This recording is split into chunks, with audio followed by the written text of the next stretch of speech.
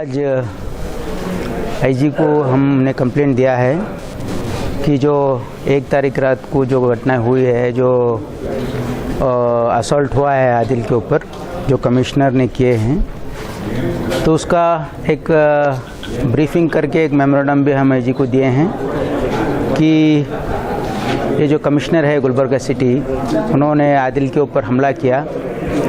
बाद में जब हॉस्पिटल में एडमिट हुए हैं और एमएलसी के बाद में भी पुलिस इंटीमेशन जाने के बावजूद वहाँ के पुलिस स्टेटमेंट नहीं लिए और पूरी रात तक कोई स्टेटमेंट लेने नहीं लिए और हम इलेक्शन पीसफुल होना चाहिए इस मकसद से हमने प्रोटेस्ट नहीं किया उस दिन, और हम इलेक्शन पीसफुली होने दिए हैं क्योंकि हमारे ऊपर जुल्म हुआ तो भी कांग्रेस पार्टी ये सहा है और इलेक्शन के मद्देनज़र रखते हुए ये पीसफुल इलेक्शन होना चाहिए। हमने उस दिन कुछ नहीं किया। बाद में कल हमने एक फ़ैसला किया कि हम यहाँ पे एक टोकन प्रोटेस्ट करेंगे पहले और एक मेमोरेंडम देंगे आईजी को, और जब हम ये फ़ैसला किया तो कल आके स्टेटमेंट लिए हैं।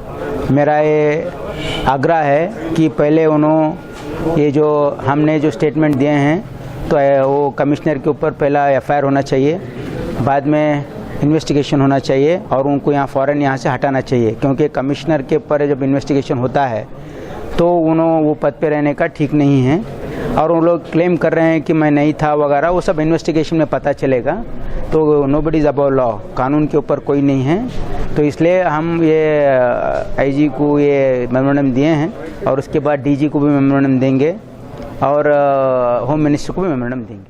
अल्हम्दुलिल्लाह काफ़ी लोग जमा हुए थे यहाँ पे, हम सब मिलकर यहाँ पे प्रोटेस्ट की शक्ल में यहाँ पे आए हैं आज आईजी साहब के ऑफिस के पास, और आईजी साहब को एक मेमोरेंडम दिए हैं और हम उनसे उम्मीद करते हैं कि बराबर इसका हमको इंसाफ मिलेगा।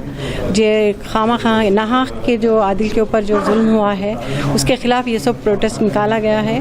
हम लोग 2 दिन सब्र किए क्योंकि इलेक्शन था, इलेक्शन पोलिंग थी 3rd को, इसीलिए बहुत सब्र से काम लिए हम लोगों ने 2 दिन के लिए, और आज आकर हम लोगों ने यहाँ पे मेमोरेंडम दिया। इसका इन्वेस्टिगेशन होना, उनको सज़ा मिलना, इसकी यहाँ से इनका ट्रांसफ़र होना और इन्वेस्टिगेशन होना। उन्होंने जैसा कह रहे हैं कि मैं नहीं था वहाँ पे, पूरा इन्वेस्टिगेशन होना चाहिए क्योंकि हमारे पास आप जब भी आप लेके जाके अरेस्ट कर सकते थे उनको, लेके पैसों के साथ। ये किसी झूठ बात है, कहाँ पे पैसे कहाँ, अगर है तो फिर उन्होंने तो फिर बोल रहे मैं हूँ ही नहीं वहाँ पे, बोल रहे फिर कहाँ से पैसे मिले इनको। एक वक्त बोलते पैसे मिले, एक वक्त बोलते था ही नहीं बोलते। कोई सच्ची बात तो आई ना, सामने आए ना जी। जो लोगों को मार रहे थे पुलिस वाले, ये कमिश्नर साहब जो 2 लोगों के गाड़ियाँ तोड़े उस दिन, 40 कार्स को वो किए हैं, डैमेज किए हैं। तो इसीलिए मैं आदिल से गई थी कि आदिल थे और हमारे वहाज बाबा साहब थे और 2 लोग थे उनके साथ, उन लोगों को मैं भेजी थी कि जाके देखो क्या है यार। तो इसीलिए वो लोग घर से निकले थे। पुलिस डिपार्टमेंट क्या स्टेट गवर्नमेंट के दबाव में काम कर रही है, ऐसा लगता है? ऐसा ही लग रहा है, बिल्कुल ऐसा ही लग रहा है। इससे कोशिश की गई थी, उसके बावजूद भी सब लोगों ने सब्र किया है और ज़्यादा पोलिंग हुई, इसका फ़ायदा होगा इंशाल्लाह हमको। इस पार्टी की तरफ से हम लोग मैडम और शरण प्रकाश पाटिल साहब और तमाम अपने नेताओं के साथ यहाँ पर आके आईजीपी से हम मिले हैं। 1 तारीख को रात में 2 बजे आदिल ने मैडम को घर पे छोड़ के अपने घर जा रहा था।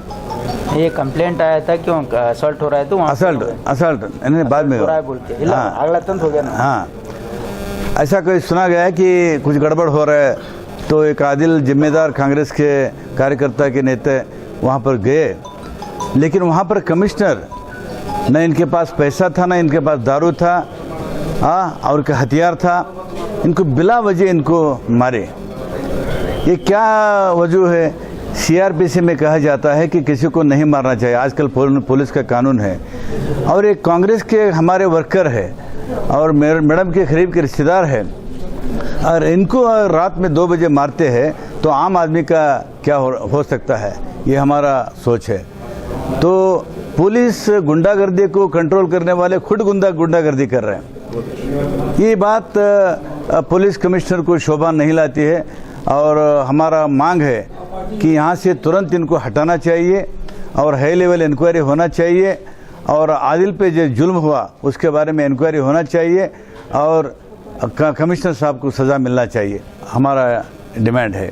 तारीख को रात के 2 बजे मैडम को फ़ोन आया, कहा गया कि दरगाह मुस्लिम चौक 7 गुम्बद पर पुलिस डिपार्टमेंट आकर नौजवानों को बेरहमी से मार रही है और व्हीकल को डैमेज कर रही है। ये बात की इत्तला हमें भी आई, मैडम को भी आई। हमको मैडम इत्तला देते ही स्पॉट पे हम पहुंचे तो वहां पर कमिश्नर साहब और उनके सबॉर्डिनेट्स ने हमें रोका और आदिल सेठ और मैं दोनों नीचे उतरे।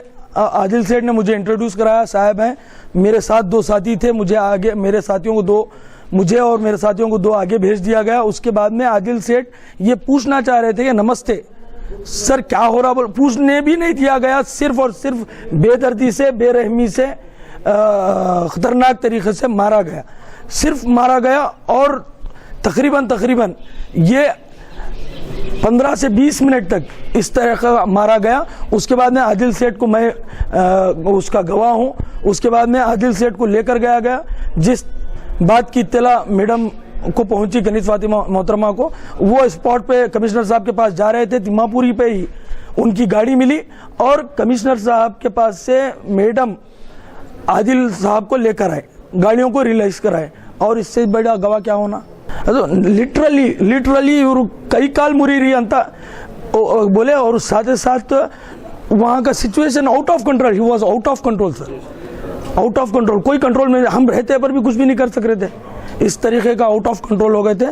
तो उसके बाद में यही कल रात में शरण प्रकाश पाटिल साहब तमाम लोग मिलकर यही डिसाइड करें कि हम लीगल एक्शन लेंगे और पब्लिक को, पोलिंग को डिस्टर्ब नहीं होने देंगे। ये जो 55 वार्ड में, पूरे 55 वार्ड में कांग्रेस के फेवरेबल इंटेलिजेंस रिपोर्ट जो मिली, उसके बाद में ये तमाम चीजें होना स्टार्ट हुए। बाबा ये बताया जा रहा है कि कमिश्नर साहब ने तो इस तरह से घटना नहीं हुई बोल के बयान दिया है। झूठ है, एक जुमले में झूठ है। इन्वेस्टिगेशन होने दो ना, इन्वेस्टिगेशन हो। एपीसीसी प्रेसिडेंट के पास जाकर ये बात को असेंबली में भी उठाया जाएगा, होम मिनिस्टर के पास जाकर इन्हें रिप्रेजेंट किया जाएगा। क्या आपके ऊपर भी हमला हुआ था उस टाइम? नहीं हुआ, सिर्फ फेवरेबल रिपोर्ट जो 55 वार्ड्स में हुई उसकी बौखलाहट बनी। बीजेपी गवर्नमेंट मशीनरी का 100% इस्तेमाल किया, 100% अनडेमोक्रेटिक है वो। कभी भी भारतीय जनता पार्टी कभी भी डेमोक्रेटिकली कभी लड़ाई लड़ी ही नहीं, कभी ईडी, कभी आईटी, कभी मॉब लिंचिंग, कभी इस तरीके की पुलवामा, कभी गवर्नमेंट मशीनरी को इस्तेमाल कर कभी एमएलएस को खरीद कर, इसी तरीके की पॉलिटिक्स भी है। आज तक डेमोक्रेटिकली बीजेपी ने लड़ाई नहीं है, अगर लड़ती है तो कहीं से भी जीत नहीं सकेंगी।